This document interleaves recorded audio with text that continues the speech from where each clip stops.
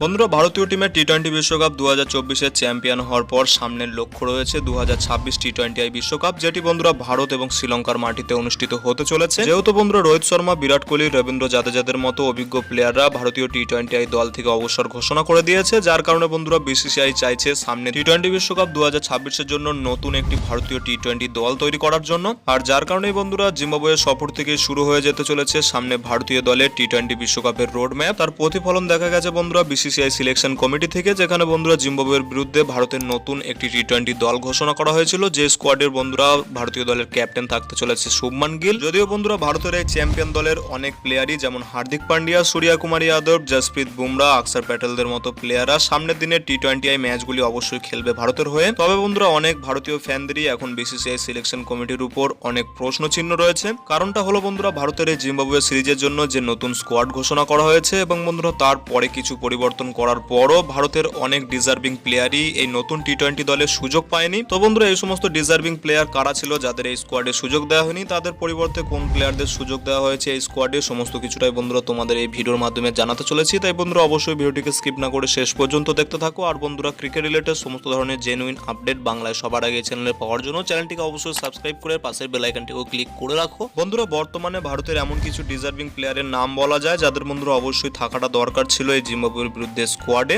কিন্তু বন্ধুরা এই সমস্ত প্লেয়াররা বারবারই বিসিসিআই তরফ থেকে অবহেলার শিকার হচ্ছে, যাদের ট্যালেন্ট বন্ধুরা অনেকাংশে ওয়েস্ট হয়ে যাচ্ছে। আর বন্ধুরা এমন কিছু ডিজার্ভিং প্লেয়ারের নাম বলতে গেলে সবার প্রথমেই নাম আসে আইপিএল 2024-এ কেকেআর দলকে চ্যাম্পিয়ন করা সে কেকেআর এর ক্যাপ্টেন শ্রেয়স আইয়ার, দুজন উইকেট কিপার ব্যাটার্স ঈশান কিষান এবং বন্ধুরা কেএল রাহুল, বলা যায় স্পিনার যুজবেন্দ্র চাহালের কথাও। বন্ধুরা কিছুদিন আগে বিসিসিআই থেকে ভারতের সামনের বছরের জন্য যে কন্ট্রাক্ট লিস্ট বার করা হয়েছিল সেখানে বন্ধুরা জায়গা দেওয়া হয়নি শ্রেয়স আইয়ার, ঈশান কিষানদের মতো প্লেয়ারদের, যারা বন্ধুরা 2023 ওডিআই ওয়ার্ল্ড কাপেও ভারতের হয়ে গুরুত্বপূর্ণ অবদান রেখেছিল। যার পর বন্ধুরা এই দুজন প্লেয়ার তাদের মেন্টালি প্রেসারের জন্য কিছুদিনের জন্য রেস্ট নিয়েছিলেন টেস্ট সিরিজ থেকে। এর কারণেই বন্ধুরা বিসিসিআই সিলেকশন কমিটি এই দুজন প্লেয়ারের উপর অত্যন্ত এখনো ক্ষুব্ধ হয়ে আছে। তবে বন্ধুরা পারফরমেন্সের কথা বললে সেখানে শ্রেয়স আইয়ার, কেএল রাহুল, ঈশান কিষানরা আইপিএল 2024-এও ডিসেন্ট পারফরমেন্স করেছিলেন এবং বন্ধুরা তাদের থেকে খারাপ পারফরমেন্স করা প্লেয়ারদেরও এই জিম্বাবুয়ে সিরিজে সুযোগ দেওয়া হয়েছে। শ্রেয়স আইয়ার, যিনি কিনা বন্ধুরা কেকেআর দলকে আইপিএল 2024-এ চ্যাম্পিয়ন করার পরও তিনি ভারতীয় দলে সুযোগ পাননি। অপরদিকে বন্ধুরা শুভমান গিল, যিনি বন্ধুরা ক্যাপ্টেন হিসাবে আইপিএল 2024-এ একেবারেই ফ্লপ ছিলেন, তারপরেও বন্ধুরা তিনি বর্তমান সময়ে ভারতের টি-20 দলের নতুন ক্যাপ্টেন হিসাবে নিযুক্ত হয়েছেন। উইকেট কিপার ব্যাটার্সের কথা বললে সেখানে বন্ধুরা প্রথম দুটি টি-20 ম্যাচের জন্য ভারতীয় দলে জিতেশ শর্মাকে সুযোগ দেওয়া হয়েছে, যিনি কিনা বন্ধুরা আইপিএল 2024-এ একেবারেই ফ্লপ ছিলেন। অপরদিকে বন্ধুরা ঈশান কিষানের মতো প্লেয়ার, যিনি কিনা বন্ধুরা ভারতের হয়ে